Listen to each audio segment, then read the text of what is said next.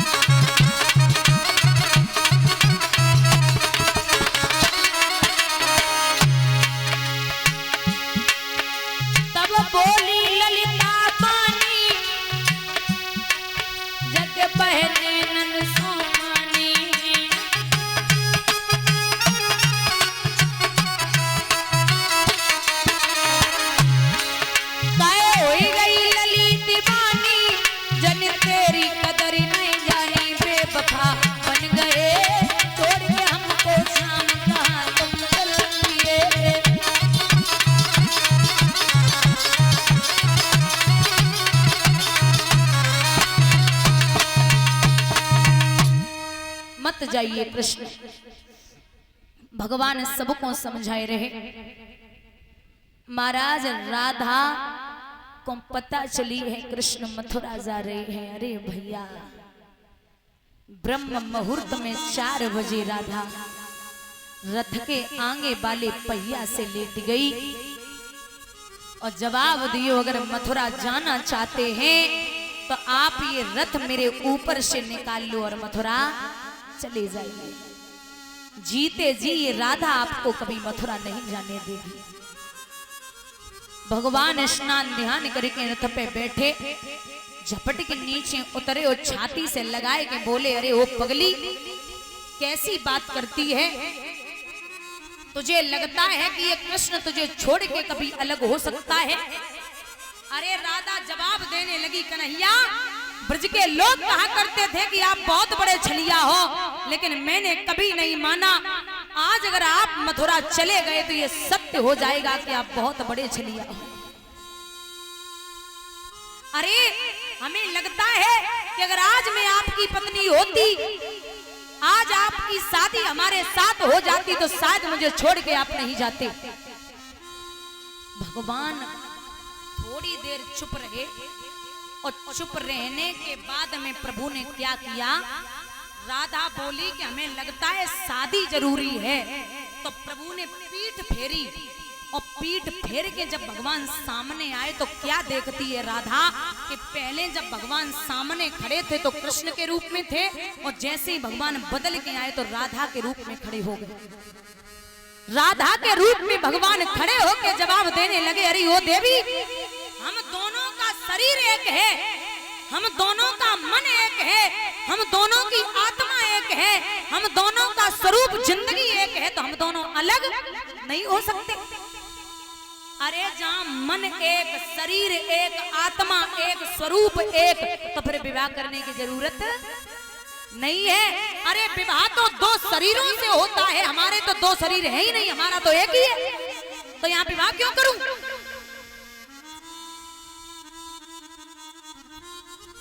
राधा को समझाए कि भगवान बोले, देख देवी, तुम्हें अच्छे से पता है कि मैं यहाँ क्यों आया हूं। राधा घुटनों में सर को दे के बोली, अरे कृष्ण, आप कैसी बात करते हैं?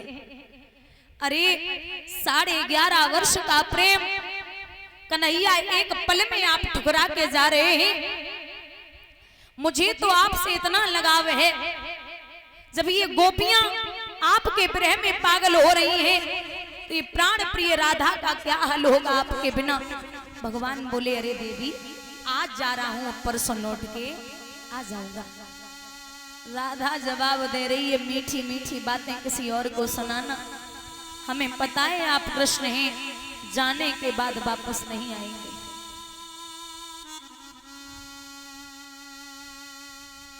भगवान बहुत देर तक राधा को समझाते रहे, रथ पे बैठे और जैसे रथ पे बैठ के भगवान आगे बढ़े तो राधा बेहोश है कि जमीन पे गिर पड़ी। थोड़ी दूर रथ निकलो तो मैया यशोदा बाबा नंद के गले को पकड़ के बोली, अरे ओ बाबा कड़िया सवरिया को दूरे अवरत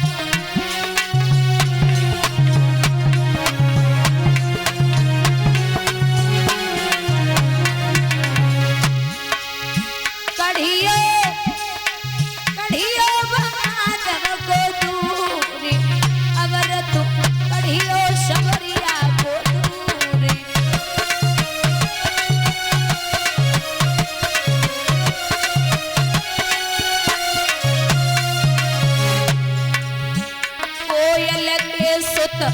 कागा पाले प्यार दियो भरपूर। हाँ कोयल के सुत कागा पाले प्यार दियो भरपूर। उड़ियो कन्हैया मेरी गोदी से अमोही मजबूर। अबर तुम कड़ियो सवरिया को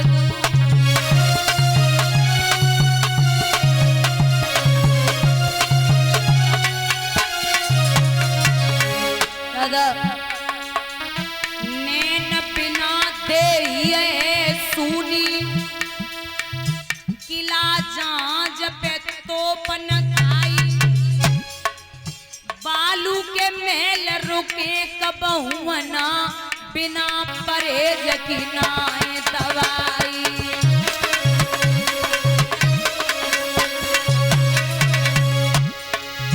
वो घर कबहू न पनप सके, वो घर कबहू न पनप सके।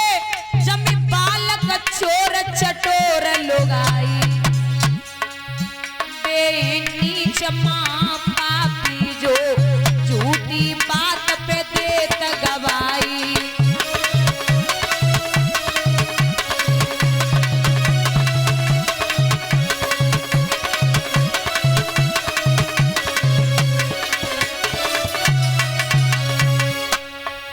दुश्मन मिले सवेरे सवेरे मतलबी यार ना मिले। औरत गोरी होए चाहे काली करकसा नारी ना मिले।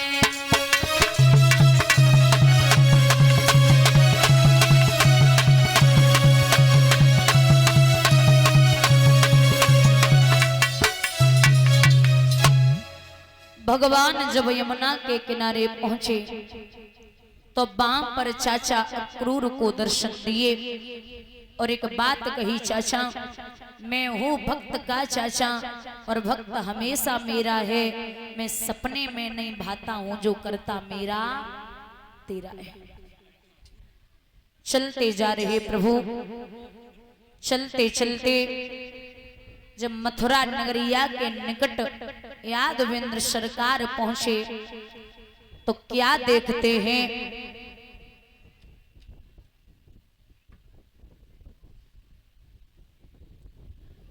कि महाराज मथुरा नगरिया के निकट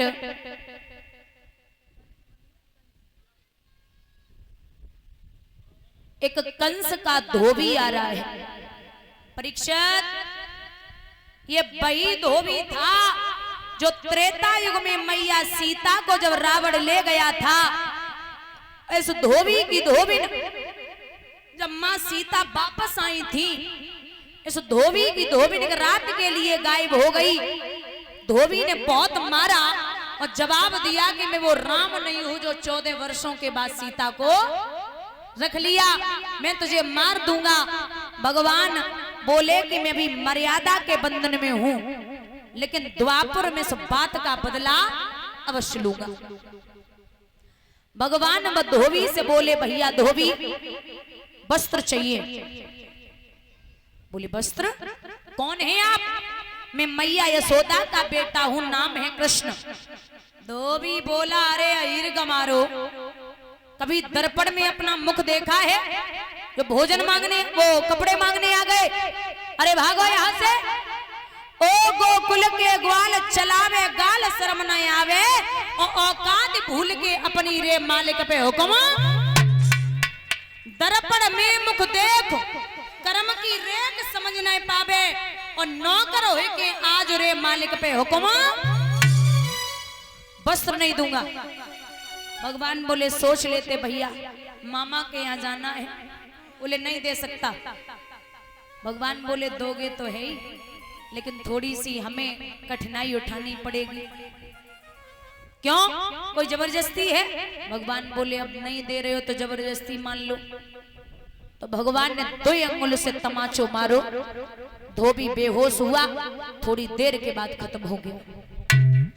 भगवान ने वस्त्र उठाए, एक सुनामा नाम के माली से माल्य अर्पण करवाई, दर्जी से फिटिंग कराई, और भगवान आगे बढ़े। तो का देखो है प्रभु ने कि जो मथुरा नगरिया है वो दुल्हन की भांति सजी हुई, लेकिन उससे पहले प्रभु की भेंट ऐसी स्त्री से हुई, सारे कुरूप को जोड़ जाड़ ब्रह्मा ने जिसको सृजा था, थी 3 जगह से टेढ़ी बोर नाम ललिका कुबिजा था। इतनी बेकार सी रहे जगह हाथ तक छुए चनऊ न चबे जाए। भगवान बस बोले मृगनेनी, हे सुंदरी, हे पितवेनी, आप कहाँ जा रही हैं? दामा बोलो कन्हैया की बुद्धि खराब है जो इतनी बुरी सी जगह हाथ तक छुए चनऊ न चबे जाए, जैसे सुंदरी कह रहे है, जैसे शर्म ना आई रही। आगे बढ़ के भगवान बोले देवी कहाँ जा रही हो? बोले भोजराज कंस के तिलक लगा के आई हूं। भगवान बोले मेरे भी लगा दो। भगवान ने तिलक लगवाओ, उद्धार तो करना ही है, थोड़ी से हाथ लगाओ, पैर पे पैर रखो, 3 बार चट चट चट, और वशी अप्सरा के समान हो गई। आगे बढ़ के दामा बोलो काहे ब्याह होएगा? कुब्जा बोली अबे तो बड़े बुरे लगे रहे थे हम। कुब्जा ने जवाब दो, देखो शादी की बात मत करो, जो सामने खड़े ये मेरे पति। बोले कन्हैया कृष्ण आपका पति है? कुब्जा बोली हाँ ये मेरे ही पति है। दामा बोले जे ठीक है रत्ता चल तो ब्याह कर लेता। बोले कब आओगे? बोले परसों।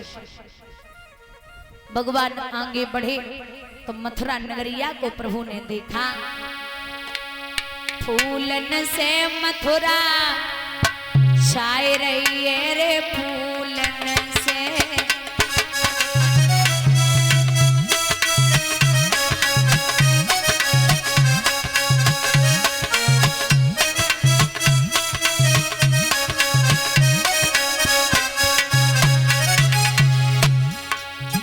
रंग बिरंगी चुनरिया लहराए रही,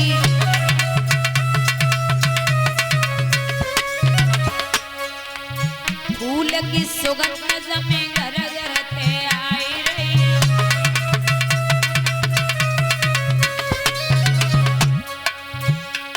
अब कोयल गीत सुनाई रही है रे फूलन से।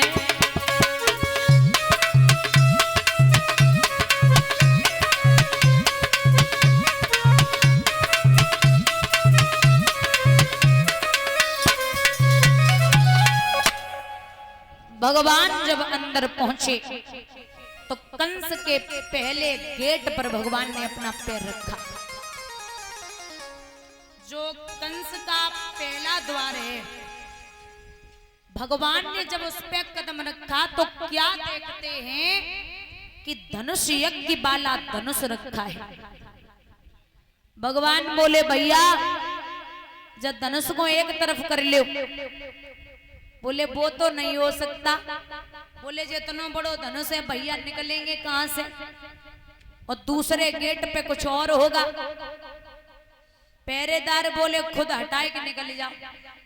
बोले तुम का बाबरे है गए, हम इतने छोटे से जे धनुष इतना बड़ो कैसे उठेगो। बोले अगासुर बकासुर तृणावर धेनुकासुर सकटासुर पूतना सब मार दिए, तुम छोटे नाए हो। उठाओ भगवान ने धनुष और बीच से तोड़ दियो। जैसे ही भगवान दूसरे गेट पे पहुंचे तो क्या देखते हैं, परमात्मा महाराज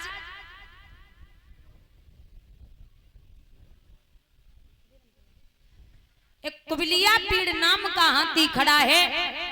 ये वही हाथी था जो कंस के ससुर जरासंध ने अपनी बेटियों की अस्थि और प्राप्ति की शादी की थी, तब शादी में दिया था और ये कहा था कि हे दामाद जी, जिस दिन ये हाथी मारा जाए उसी दिन तुम समझ लेना कि तुम्हारी मौत आ गई। भगवान बोले भैया भीलवान, हाथी को एक तरफ कर लो। बोले नहीं कर सकता, स्वयं हटा लो। कारण बोले भैया इतना बलवान हाथी मदिरा के नशा में तुम खड़ो करे हो, जाए कैसे एक तरफ कर सकते? बोले हो जाएगा। भगवान ने पूंछ पकड़ी, बलदाऊ ने सूंड पकड़ी, 100 योजन हवा में घुमाया और घुमा करके जमीन पे मारा है। गोविंदा नमो नमः हो गए। अब कंस को खबर लगी महाराज आपका काल आ गया।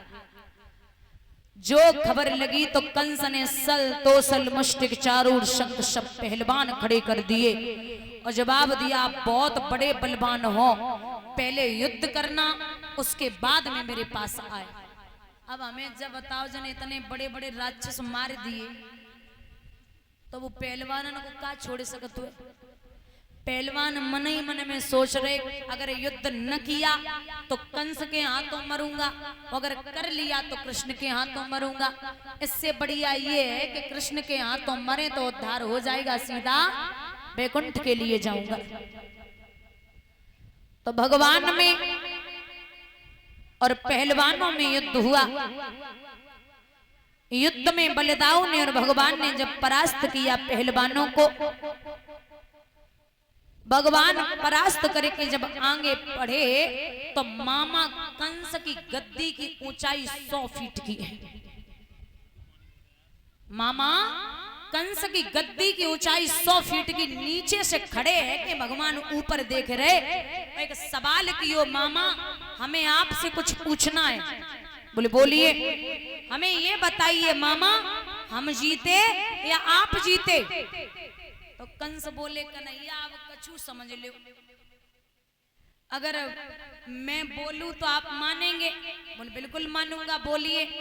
बोले कृष्ण जीत हमारी हुई है। भगवान बोले जीत आपकी? बोले और क्या कारण? बोले कारण ये है कि आप मथुरा में पैदा हुए और चाहे हमारो डर हो चाहे और कुछ बात हो, तुम रात ही रात में जेल छोड़ के चले गए। और दूसरी जीत हमारी ये है कि महाराज आपको किसी और की वजह से नहीं, स्वयं मेरी वजह से यहाँ मृत्युलोक में आना पड़ा। ये हमारी दूसरी जीत है। और तीसरी जीत हमारी ये है कि मैंने कोई भी ऐसा पाप नहीं जो छोड़ा हो, और इतना बड़ा पापी हो करके मैं आपके हाथों से मरूं।